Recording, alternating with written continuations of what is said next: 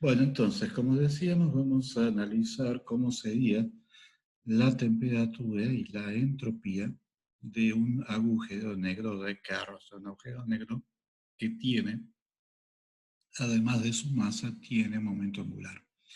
Eh, la métrica de Kerr, cuando uno se la encuentra por primera vez, bueno, hay muchísimas expresiones porque hay muchos sistemas de coordenadas distintos de uso corriente.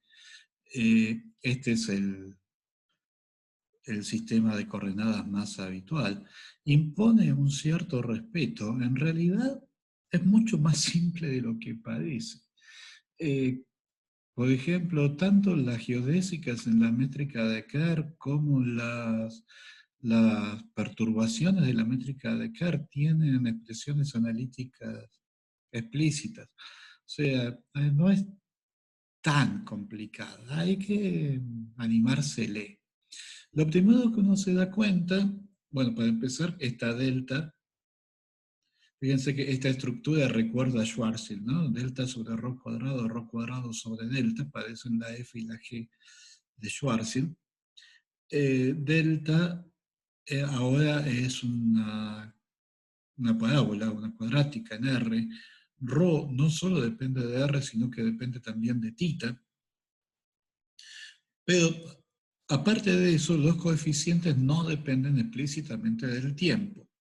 Pero si yo desarrollo estos cuadrados, me aparecen términos cruzados entre t y phi, por lo cual la métrica de Kerr no es una métrica estática, sí es una métrica estacionaria. Y precisamente la aparición de términos cruzados en tita y en phi tiene que ver con la rotación. O sea, si yo estoy en el espacio de Minkowski, entonces escribo el intervalo como dt cuadrado más r cuadrado seno cuadrado de tita de phi cuadrado, y ahora se me ocurre pararme en una calecita, entonces phi en realidad va a ser un phi menos omega t. Cuando desarrollo el nuevo de phi cuadrado, me aparecen términos cruzados entre phi y t que van a tener que ver con la velocidad angular de la calecita. Eso es esencialmente lo mismo que está pasando acá. Aparecen términos cruzados precisamente porque estamos hablando de un agujero negro en rotación. Por otro lado, como los coeficientes no dependen explícitamente del tiempo, hay una simetría en la traslación en el tiempo, eso lleva a una ley de conservación, que es la conservación de la energía, o sea, la masa del agujero negro permanece constante y va a terminar siendo este parámetro m. Pero también, como se mantiene la simetría en rotaciones alrededor del eje Z, porque los parámetros de la métrica depende de tita, pero no depende de phi, hay también conservación del momento angular, y eso lleva entonces a un segundo parámetro, que es el momento angular del agujero negro, que va a tener que ver con el parámetro A.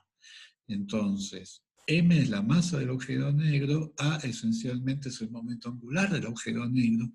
El agujero negro también tiene una velocidad angular que tenemos que ver exactamente cómo se expresa en términos de A y no sabemos qué más. Bueno, la métrica de Kerr fue descubierta por Kerr, que en realidad era un matemático, no un físico. Esto tiene que ver con lo que les decía, la relatividad general se veía más como un capítulo de la matemática que como un capítulo de la física. De hecho, lo que hacía Kerr, y un juego que estaba más o menos de moda en esa época, era proponer soluciones de las ecuaciones de Einstein que fueran razonablemente simples, llegar hasta las ecuaciones y ver si de alguna forma, o sea, uno proponía una solución parametrizada de las ecuaciones de Einstein, llegaba a las ecuaciones para estas funciones que daban la métrica y pues veía si de alguna forma, con muchísimo ingenio, era capaz de encontrar una solución. Bueno, Kerr pudo, y todo demás es historia. El caso es que m es efectivamente la masa y el momento angular, la constante de movimiento que tiene que ver con la invariancia frente a rotaciones, a traslaciones en phi, es a por la velocidad de la luz por m. O sea que esencialmente a es el momento angular por unidad de masa. Los horizontes, hay dos, a diferencia del caso de Schwarzschild, hay dos, porque dependen de lo que sería el radio de Schwarzschild, 2gm sobre c cuadrado, pero también dependen de A, o sea, las dos, cuando A vale 0, cuando no tengo momento angular, la métrica de Kerr confluye a una métrica de Schwarzschild. Entonces, una de las dos soluciones de la ecuación delta igual a 0 tiende a 0 y la otra tiende al radio de Schwarzschild. Cuando A llega a un valor máximo, que es la mitad del radio de Schwarzschild, entonces las dos soluciones de la ecuación delta igual a 0 convergen a la mitad del radio de Schwarzschild. Y para valores de A más grandes que la mitad del radio de Schwarzschild, entonces no hay agujero negro de Kerr. Los agujeros negros de Kerr solamente existen cuando A es más chico que RS sobre 2.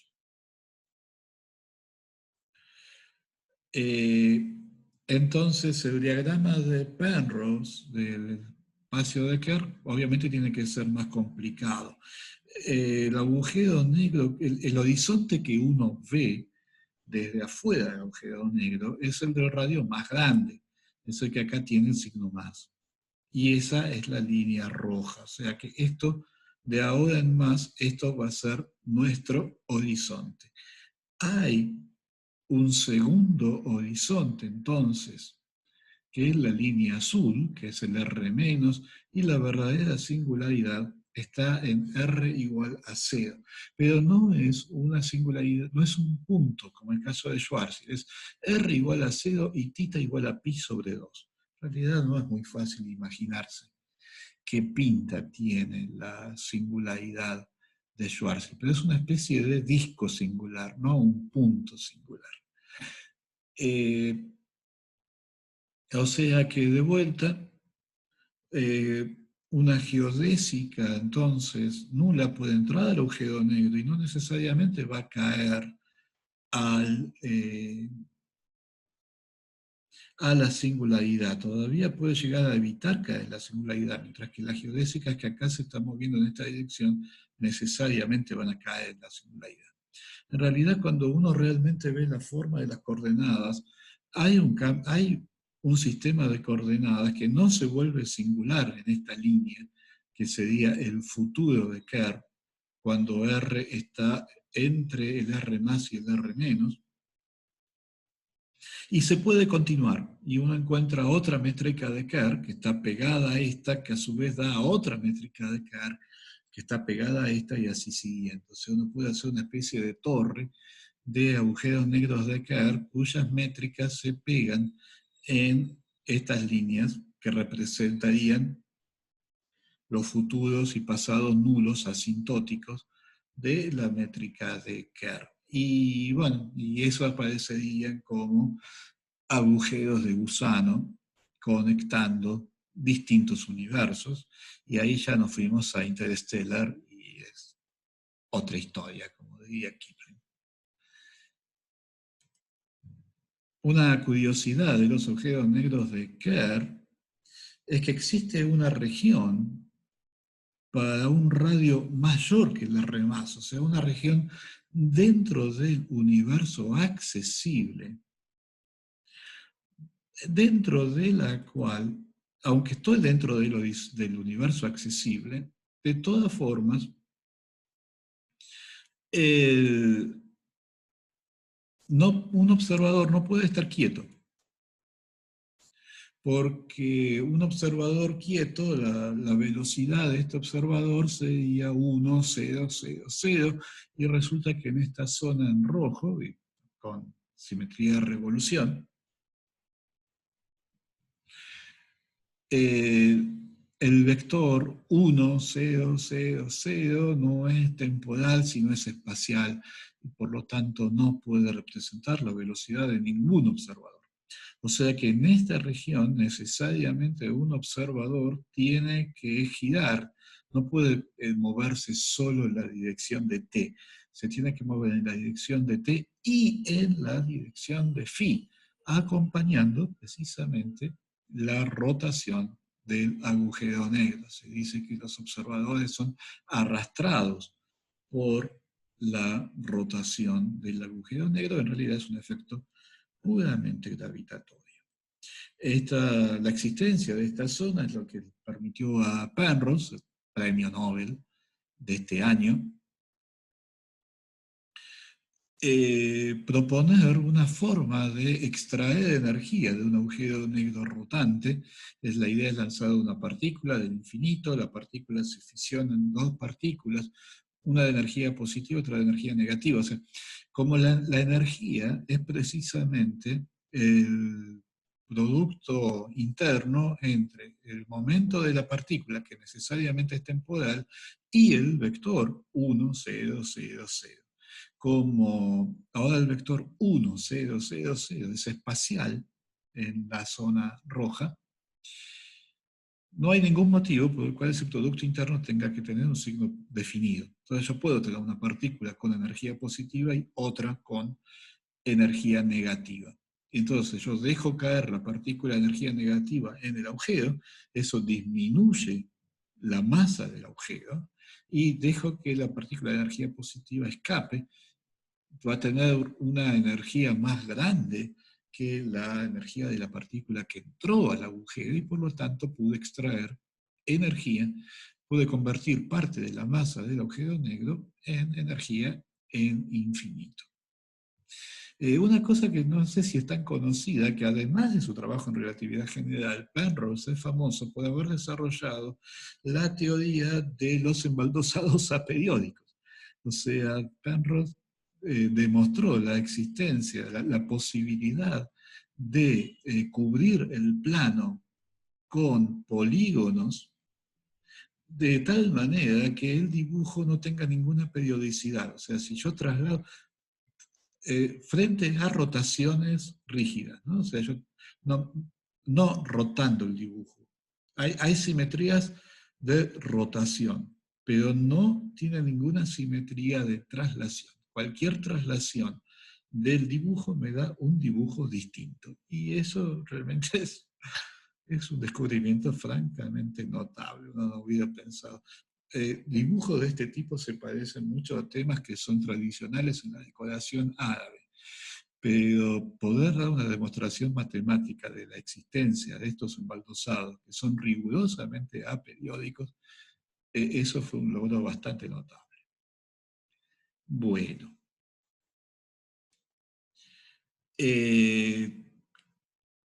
¿Qué pasa con el horizonte y qué pasa con la prolongación al tiempo euclídeo de un agujero negro de Kerr? Bueno, para analizar lo que pasa en el horizonte, empecemos poniendo R igual a R más en la métrica de Kerr. Y entonces, esencialmente, bueno, como R es igual a R más, precisamente, disculpen, precisamente no nos tenemos que preocupar de esto se hace cero, o sea que todo este primer término desaparece. Me tengo que preocupar por los otros términos. Como R es igual a R más, el diferencial de R vale cero también, o sea que tampoco me tengo que preocupar por este término. Solo me tengo que preocupar por este y por este. Entonces hago eso. Los dos términos por los cuales me tengo que preocupar tienen esta pinta, donde omega es esta combinación. Lo único que hice fue sacar r más al cuadrado más a cuadrado, factor común. O sea, en todo lugar donde decía r, lo reemplacé por r más y después saqué este factor, lo saqué factor común. Y se ve que estamos en la situación que les contaba antes, de Minkowski visto desde una calecita. O sea, acá hay una dependencia respecto del tiempo, pero es completamente aparente. Pues, lo que pasa es que estoy midiendo a phi desde ejes en rotación. Entonces, precisamente este omega es la velocidad angular del agujero negro. Y efectivamente es esta combinación de constantes AC dividido R más al cuadrado más A cuadrado. C es la velocidad de la luz. O sea que eso aclara que cuál es la velocidad angular del agujero negro. Que no es un concepto tan trivial, porque no es una pelota que está girando, pero de todas formas tiene una velocidad angular bien definida. En cuanto al área del horizonte, bueno, está bien, tengo que integrar el área propia sobre tita y sobre phi. El área propia la encuentro a través de los coeficientes de la métrica. Esto sería el raíz de g de esta métrica en dos dimensiones. Y cuando, bueno, este factor, que uno podría haberse preocupado, cancela este otro, o sea que esto queda la constante r más al cuadrado más a cuadrado y queda simplemente un seno de tita, como es el elemento de ángulo sólido que uno está acostumbrado al espacio plano.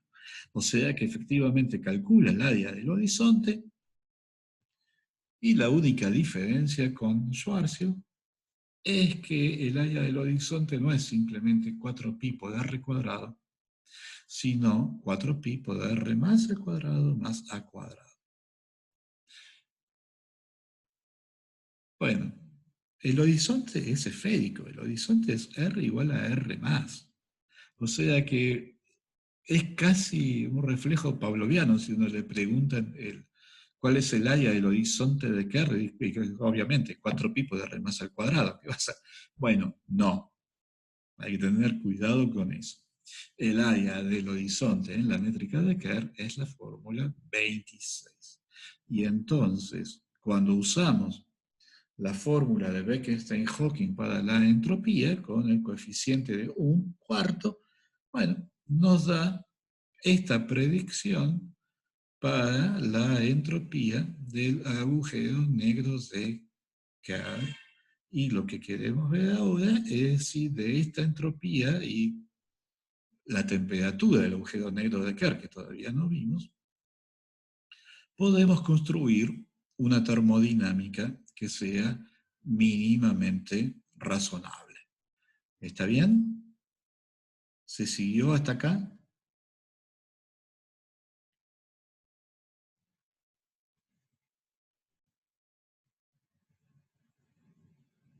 Bien. Bueno, entonces vamos por la temperatura. Fíjense, ya tenemos la velocidad angular, no era obvio quién iba a ser la velocidad angular, porque no tengo un concepto de momento de inercia, no puedo, yo sabía lo que era el momento angular, porque sabía cuál era la cantidad conservada. Y lo que puedo hacer es irme al infinito y comparar la métrica de Kerr en infinito con la métrica que generaría un cuerpo rotante con un momento angular dado. Y eso me dice que el momento angular es A por C por M. O sea, conocí el momento angular, pero no tengo un concepto de momento de inercia. No sé qué sería el momento de inercia del agujero negro. O sea que no puedo, simplemente por el hecho de tener el momento angular, no puedo decir quién es la velocidad angular. Había que calcularla. Y una de las formas de calcularla es esta, es darse cuenta de que la dependencia con el tiempo en realidad es ficticia, que es un sistema rotante con esta velocidad angular, la dependencia respecto del tiempo desaparece. Lo mismo con el área del horizonte. El agujero negro es una esfera de radio R+. Hay que tener cuidado de no poner que el área del horizonte sea 4pi por R más al cuadrado. Hay que hacer la cuenta Bueno, uno hace la cuenta de la ecuación 26. Si le vamos a creer a Beck, Steniajov, que la entropía sigue siendo un cuarto del área en unidades de Planck. Y vamos a ver a dónde vamos a parar con esa hipótesis. Bueno, la segunda parte entonces es analizar si es posible, en primer lugar, encontrar una extensión a un espacio euclidio y en segundo lugar, ver si el espacio euclidio que encontremos efectivamente tiene alguna periodicidad en el tiempo. Entonces vamos a hacer algo parecido al análisis que habíamos hecho para Schwarzschild. Primero vamos a poner θ igual constante, y como ya nos avivamos que este bicho está rotando, no vamos a poner phi igual constante, vamos a poner phi igual a omega t. O sea, nos vamos a parar en un sistema de coordenadas que esté rotando con el agujero. Y entonces, haciendo, como hicimos antes, la aproximación de que R está cerca del horizonte, la métrica de Kerr se reduce a esta forma, ¿no? O sea, el hecho de que yo puse phi igual a omega t, al poner acá phi igual a omega t, yo pude sacar acá y acá, pude sacar un montón de cosas factor común. Con lo cual, fíjense que la métrica, perdón, por más que yo puse θ igual constante, la métrica me depende de θ. O sea, esto es un poco lo que quería que analicemos. Acá es donde uno se pone un poco nervioso, porque no es muy claro que si llegase a encontrar una posibilidad de prolongar esto al tiempo euclidio, parecería ser que la periodicidad le va a terminar dependiendo de θ, lo cual sería un desastre. Esto es el motivo de hacer esta cuenta con un poquito de detalle.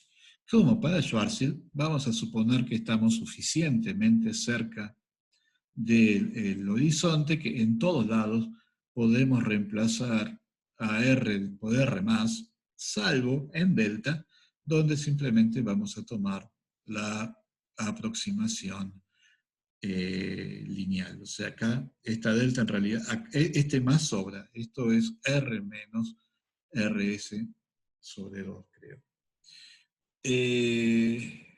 De manera que el coeficiente de dt va a tender a 0 cuando R tienda a R. Ah, no, perdón. Claro, no, lo que me faltó acá es que acá hay otro factor que es R menos R más. Disculpen, eso fue un typo en la ecuación 29. O sea, acá en la ecuación 29 hay otro factor que es R menos R más. Bueno, como pasaba en Schwarzschild, el de R me aparece dividido por esto, que tiende a 0 cuando R tiende a R más, y multiplicado por esto, que depende de θ. Por ahora estamos tomando θ como si fuera una constante, pero bueno, hay un θ ahí. Entonces, otra vez voy a reducir todo el término espacial a un único de ρ cuadrado. O sea, fíjense que el cambio de variables de ρ a R ahora depende de θ. Pero bueno, obtengo la aproximación en que delta es puramente lineal. La solución es la 31. La 31 está bien, porque ese factor que me había comido en la 29 está dentro del delta. O sea que la 31 está bien. Y cuando vuelvo con este cambio de variables a la métrica 28, resulta que efectivamente el θ desapareció. O sea que, aunque uno estuvo bien desconfiar, resulta que no hay ningún problema. Que cuando uno que cuando uno escribe la métrica euclidia en las coordenadas adecuadas, la dependencia respecto de θ desaparece y ahora entonces uno puede identificar, de la misma manera que hicimos para Schwarzschild, cuál es la periodicidad del tiempo euclidio. Lo que está subyaciendo esto, y yo simplemente lo voy a decir para los que sepan un poquito más de relatividad, es que esta cosa que yo estoy llamando periodicidad del tiempo euclidio tiene que ver con una propiedad del agujero negro, que eso se llama la gravedad superficial, que fundamentalmente es la fuerza que yo tengo que hacer para evitar que un observador que está sobre el horizonte caiga en el horizonte. O sea, ¿qué fuerza tengo que hacer para poder mantener a un observador flotando a una diferencial de R del horizonte en el límite en que dr tiende a 0? Y una de estas leyes de los agujeros negros, que eran análogas a las leyes de la termodinámica, decía que la gravedad superficial es constante sobre el horizonte. Y eso se tomaba como algo análogo a la ley cero de la termodinámica, porque era como decir que un cuerpo en equilibrio tenía que tener una temperatura constante. Efectivamente, la gravedad superficial tiene que ver con la temperatura porque tiene que ver con la periodicidad en el tiempo euclidio. Pero de hecho, estaba seguro que en cualquier agujero negro, no solo un agujero negro de Kerr, este análisis se iba a poder hacer, porque en algún momento íbamos a llegar a que la periodicidad en el tiempo euclidio es la gravedad superficial, y la gravedad superficial tiene que ser constante sobre el horizonte. El caso es que hacemos el mismo análisis que hicimos sobre Schwarzschild, lo descomponemos, o sea, separamos la parte que es proporcional a la raíz cuadrada del G00 del teorema de Tolman.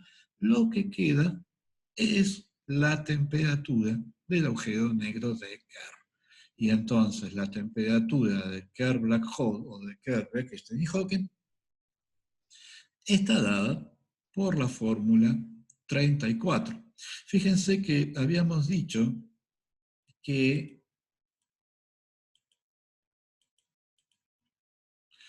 cuando A tiende a RS sobre 2, R más también tiende a RS sobre 2. ¿No? Estoy acá. Esto es RS y esto es RS sobre 2 en las unidades de A. O sea que la temperatura del agujero negro de Kerr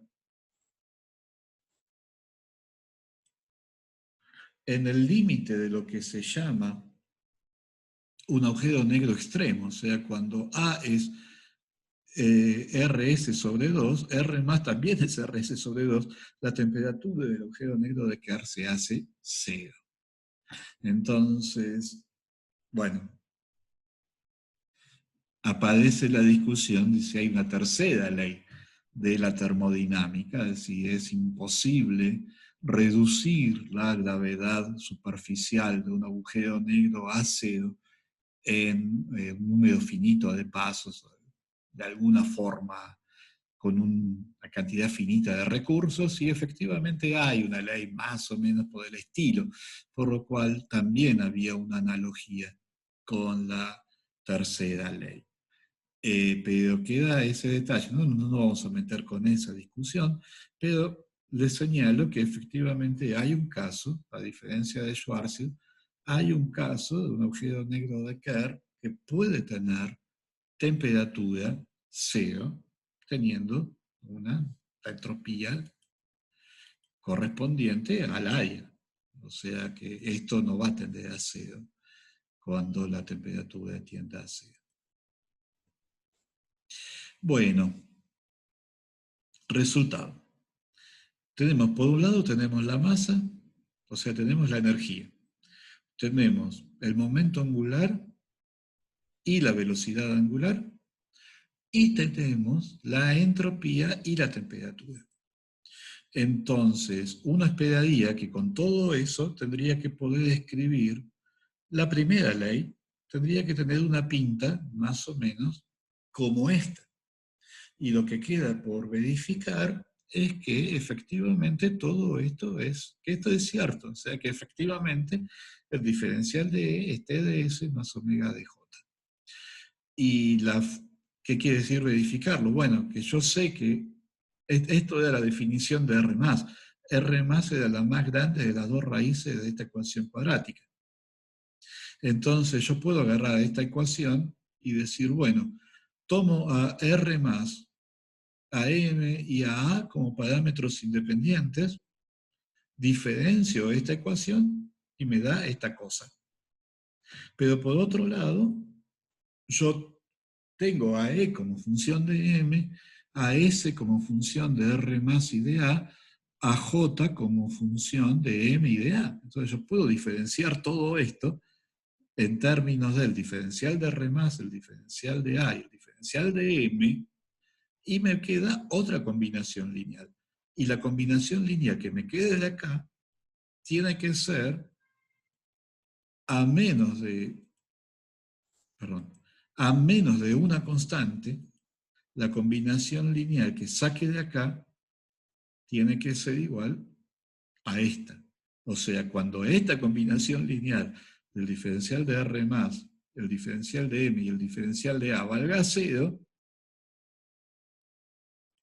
automáticamente esta combinación lineal también se tiene que cumplir. Bueno, las fórmulas no son tan complicadas, se las dejo como ejercicio. Efectivamente, fácilmente uno puede verificar que desarrolla todo esto en términos del diferencial de R+, el diferencial de A, el diferencial de M, ajusta una constante para que alguno de los diferenciales tenga el mismo coeficiente en esta fórmula y en esta, y mágicamente los otros dos coeficientes también se ajustan. O sea que efectivamente las dos fórmulas son equivalentes. Y esto muestra que con la misma definición de temperatura, la periodicidad en el tiempo euclidio y con la misma definición de entropía, la cuarta parte del área en unidades naturales, conseguimos fabricarnos una termodinámica consistente. Lo que vamos a hacer el viernes es investigar un poco una pregunta que ya había surgido. Bueno, ¿qué pasa cuando este agujero negro interactúa con un objeto un poco menos fuera de lo común que otro agujero negro?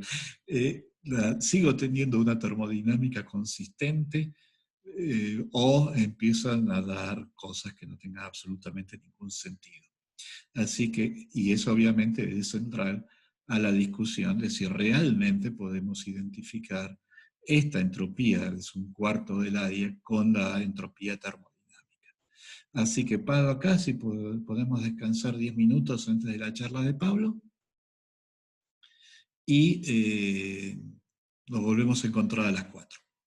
¿Alguna pregunta antes que nos vayamos?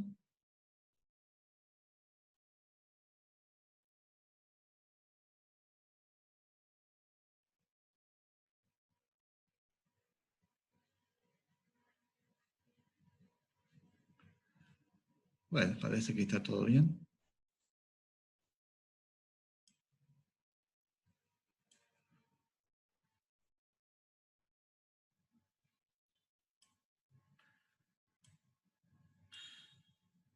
Bueno, entonces nos encontramos a las 4.